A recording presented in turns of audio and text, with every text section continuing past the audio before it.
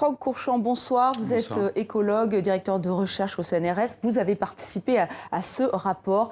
1 million d'espèces menacées d'extinction. Pourquoi c'est grave ? Alors, ce qui est grave, c'est que l'humanité dépend de la biodiversité. On est dans le tissu du vivant de notre planète.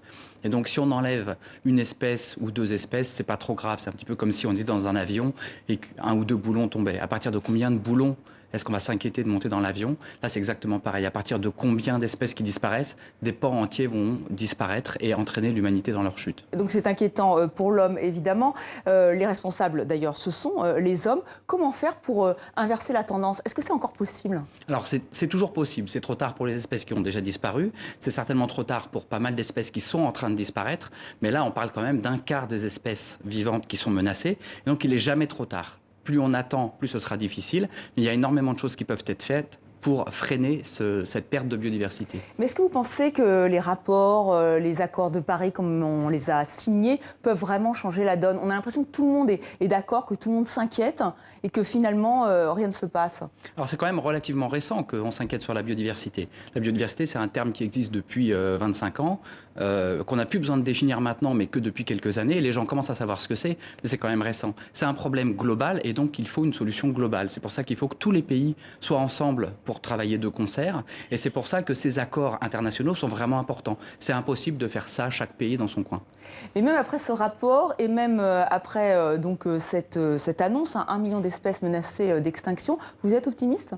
Alors, je suis optimiste, ce qui n'est pas forcément une bonne chose, je ferais mieux d'être réaliste, mais je suis optimiste dans la mesure où l'humanité a des ressources extraordinaires et où on a besoin de tous se mobiliser. C'est un défi extraordinaire, mais c'est un défi qui est à la mesure de l'humanité. Donc je pense que plutôt que de se recroqueviller, de se mettre en position latérale de sécurité et de pleurnicher sur un futur incertain, je pense qu'il faut que ça nous booste un petit peu et qu'on essaye tous, chacun, à notre échelle, de relever ce défi, qui est un défi de changement de mentalité, de changement d'habitude, mais qui est tout à fait dans nos cordes. Et si vous êtes réaliste, est-ce que vous avez peur donc ? Ah oui, évidemment, évidemment. On dépend de la biodiversité pour notre nourriture, pour les médicaments, pour la purification de l'air, de l'eau, pour le climat, pour la fertilisation des sols, etc. On dépend vraiment de la biodiversité. Et on est en train vraiment de l'abîmer de manière profonde.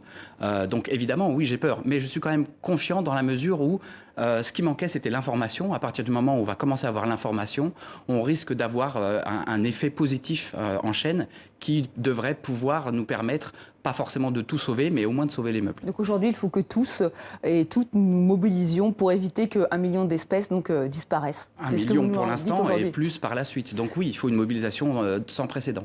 Merci Franck Courchand d'avoir été notre invité. Pour aller un peu plus loin sur ce sujet, je vous invite à lire notre dossier sur tv5monde.com.